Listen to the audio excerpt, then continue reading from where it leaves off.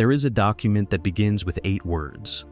8 words that have been sitting in the Ashmolean Museum in Oxford since 1922, inscribed on a 4-sided clay prism known as the Weld-Blundell Prism. The prism was copied around 1817 BCE. It is one of the most complete surviving versions of a text the Sumerians called the Nam-Lugal, the kingship list. A comprehensive record of every ruler who had ever governed their civilization, going backward in time as far as the record could reach. And when the record reaches its beginning, when the scribes who compiled this list arrived at the very first entry, the earliest moment they could document, they wrote 8 words that contain the most important claim in the entire document. After the kingship descended from heaven, the kingship was in Eridu. Not the kingship was established, not the kingship began. The kingship descended from heaven. Past tense. A specific event. A descent from a specific place to a specific location. The city of Eridu, on the banks of a former channel of the Euphrates, in what is now southern Iraq. The Sumerians were not describing a metaphor. They were not describing a divine mandate given to human kings from above. They were describing an arrival. Something came down. Something that had been above was now on the ground. And it came down first at Eridu. This is what the tablets say about how it began. Before we can understand what descended, we need to understand what Eridu was. Because Eridu is not simply the first city on the Sumerian King List. It is the first city in the world, as far as the archaeological record can verify. The excavations at Tel Abu Sharain in southern Iraq, which began in the 1940s under the direction of Fuad Safar and Muhammad Ali Mustafa of the Iraqi Directorate of Antiquities, uncovered 18 layers of continuous occupation at Eridu. 18 layers going down into the earth, each representing a distinct period of settlement.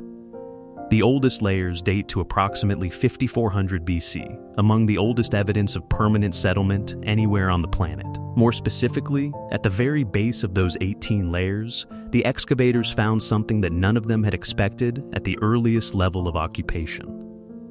A temple. Not a storage facility, not a residential structure. Not the kind of foundation you would expect from the very beginning of human settlement at a new location.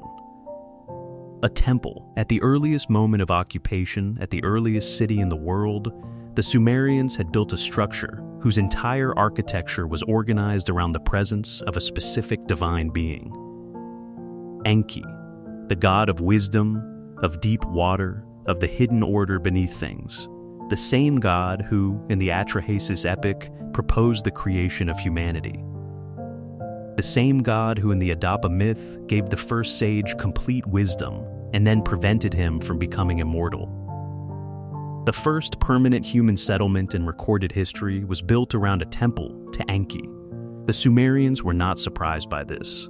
Their texts described Eridu as Enki's city from the beginning. The Eridu Genesis, the Sumerian flood account recovered from Nippur and translated by the Assyriologist Thorkild Jacobson in 1981, describes Eridu specifically as the firstling of cities, given to the leader Nudimud, which is one of Enki's epithets. It was not given to a human king, it was given to a god. The city came first, the god was assigned to it, and the physical temple at the base of the archaeological sequence confirms that the assignment happened at the very moment of Eridu's founding. Something arrived at Eridu. And then the city was built around what had arrived. The Sumerian King List records what happened at Eridu after the descent. The first king installed after the kingship descended from heaven was Ululim.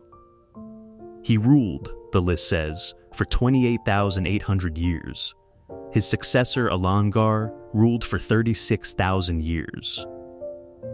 2 kings at Eridu, a total of 64,800 years of kingship before, in the language of the list. Eridu fell, and the kingship was taken to Bad Tabira.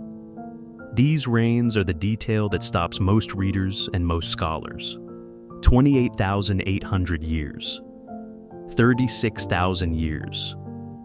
No human being lives that long. No dynasty lasts that long. The numbers are impossible by any biological standard.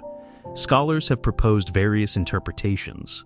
Some argue the numbers are symbolic, using a base 60 mathematical system to encode the importance of each king rather than an actual duration. Others have suggested the years are SARs, units of 3,600 years each, making the reigns enormously long, but expressed in a different counting system than modern years. Others treat the antediluvian kings as purely mythological, beings who did not exist and whose reigns are narrative placeholders. What none of these interpretations adequately accounts for is the Sumerians' own framework for why the reigns were so long. The texts that describe the antediluvian period, the period before the flood, when the kingship had descended from heaven but humanity had not yet been subjected to the shortened lifespans that the post-flood texts describe, are consistent on this point. The beings who ruled in that period were not fully human in the sense the Sumerians used after the flood. They were closer to the divine. The gap between the Anunnaki and the humans who served them was smaller. The transmission of knowledge was more direct. The Apkallu sages, created by Enki and assigned one to each antediluvian king, were described as half-fish, half-human beings who lived in direct communication with the divine realm. The long reigns are not necessarily claiming that individual humans lived for tens of thousands of years. They are describing a period of time when the boundary between the divine and the human had not yet fully closed, when the kingship was still operating in the mode it had when it came down from heaven. Before the dilution, before the reduction, before the flood that changed everything. The Atrahasis epic describes what was happening on the ground during this antediluvian period. And what it describes is not paradise, it is labor. The opening lines of the Atrahasis, when the gods, instead of man, did the work, bore the loads, describe the state of things before humanity existed. The Anunnaki had assigned the Igigi to maintain the physical infrastructure of the earth. The Tigris had been dug. The Euphrates had been dug. The canals were being maintained. The tablets describe this work with a physical specificity that reads like a civil engineering document rather than a creation myth. The Igigi dug channels blocked with purplish wind-borne clay. They cleared the canals that were the lifelines of the land. They carried water. These are the maintenance tasks of a large-scale irrigation system. The Sumerians were describing, in the language of their own agricultural infrastructure, what the divine workforce was doing before humans took over. And crucially, this work is happening at specific locations. The Tigris and the Euphrates are not mythological rivers. They are the two rivers that define the geography of Mesopotamia. The canals that branched from them were the physical infrastructure of every Sumerian city. The Igigi who dug them were working in real geography, in real soil, in a real landscape that the Sumerians' own descendants would later inhabit. The arrival the Sumerian King List describes, after the kingship descended from heaven, the kingship was an Eridu, was an arrival into a landscape that was already being worked. The descent was not into empty wilderness. It was into an ongoing operation. Now here is where the tablets reveal the detail that most accounts of this story miss. The Sumerian King List does not describe 8 kings. It describes 8 kings at 5 cities. After Eridu, the kingship moves to Bad Tibira, then to Larag, then to Zimbir, then to Shuruppak. 5 cities, each one assigned to a specific god, each one receiving the kingship in sequence as the previous city fell, a structured rotation of divine authority across a defined geographic area. The Eridu Genesis confirms this list independently. Recovered from a different site, Nippur, not Assur, it gives the same 5 cities in the same sequence, each assigned to the same divine patron. Eridu to Enki, Bad Tibira to Inanna and Dumuzi, Larag to Pabilsag, Sippar to the sun god Utu, Shuruppak to the grain goddess Sud, 2 separate texts, from 2 separate sites, written in 2 separate periods, recording the same 5 cities in the same order with the same divine assignments. The scholar Thorkild Jacobson, who first identified the Eridu Genesis and published his translation in the Assyriological Journal in 1981, noted something about this list that has not been adequately discussed. The 5 antediluvian cities are all in the same narrow geographic corridor. A strip of land running approximately 200 kilometers along the Euphrates Valley in southern Mesopotamia. They are clustered, concentrated, not spread across the known world, but occupying a specific, defined area. This is not the distribution you would expect from a myth about divine beings managing a global civilization. This is the distribution you would expect from a specific operational site. A zone of activity, a defined area within which the descent occurred and within which the antediluvian civilization operated before the flood erased it. The Eridu Genesis describes what happened at these cities, and the description is administrative rather than theological. The cities, the text says, dredged the canals which were blocked with purplish wind-borne clay, and they carried water. Their cleaning of the smaller canals established abundant growth. This is the human population performing the same labor the Ajiji had been performing before humanity was created. The transition has occurred. The Ajiji rebellion happened. The creation of humanity happened. And now the humans are in the canals, doing the work, maintaining the infrastructure of the 5 antediluvian cities under the supervision of the divine beings who descended. Each city has a king. Each king has an Apkallu, a divine sage assigned to advise him. The Uruk list of kings and sages, a Mesopotamian document that assigns specific sages to specific kings, lists the Apkallu paired with the antediluvian kings in the same sequence the Sumerian King List gives. Uwana, the first Apkallu, described as a fish-like being who emerged from the sea, is paired with Ululam, the first king of Eridu. The remaining 6 Apkallu are paired with the remaining antediluvian kings down to the flood. The structure is precise. 1 divine sage per king, 7 sages for 7 of the 8 antediluvian kings. The 8th king, Ziusudra, the flood survivor, has no Apkallu, because by his time, the system is ending. The flood is coming. The Apkallu, who had managed the transmission of knowledge from the divine realm to the human realm, are about to be withdrawn. The arrival that began at Eridu with Ululam and Uwana is ending at Shuruppak with Ziusudra and the rising water. There is one more element of the arrival account that the Sumerian King List preserves, and that no popular account of this story adequately addresses. The phrase that opens the King List after the kingship descended from heaven appears twice in the document. It appears at the very beginning, before the flood, when the kingship first came down to Eridu, and it appears again after the flood.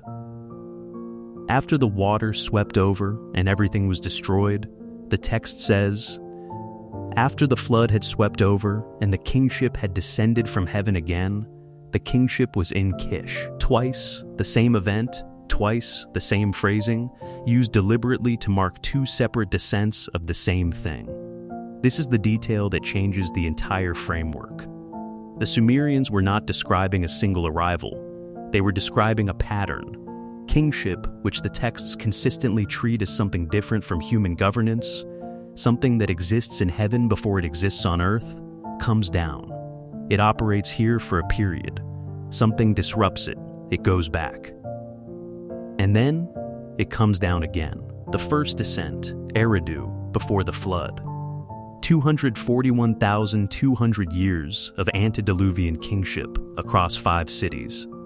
The second descent, Kish, after the flood. Human kingship resuming at shorter scales with shorter reigns, with the Apkallu replaced by human scholars, with the direct divine presence reduced. And the text does not say the second descent is the last one. It simply records what happened. The kingship descended. It operated. The flood came, the kingship descended again. What it does not record, and what the structure of the text implies without stating, is whether a third descent is coming. There are two ways to hold what the tablets describe. The first is to say the Sumerian King List is a political document, a record compiled to legitimize current rulers by connecting them to an imagined divine past. The 8 antediluvian kings with their impossible reigns are mythological figures. The descent of kingship from heaven is a theological claim about the divine right of kings, not a historical account of an actual arrival. The 5 antediluvian cities are the cities the Sumerians identified as the oldest in their tradition, assigned to the beginning of time because that is where ancient civilizations place the things they want to sanctify. This is a coherent position. It is the mainstream scholarly position. It accounts for the document without requiring any claims about the literal truth of what it describes, but it requires you to explain the archaeology at Eridu. The temple at the base of 18 occupational layers, the oldest layer of the oldest city, built not as a residence or a granary, but as a structure organized around the presence of a specific divine being. It requires you to explain why 2 independent texts from 2 separate sites give the same 5 cities in the same sequence with the same divine assignments. It requires you to explain the phrase that appears twice, the same phrase, used the same way, to mark what the Sumerians apparently understood as the same kind of event happening on 2 separate occasions. The second thing you can do is sit with what the tablets actually say.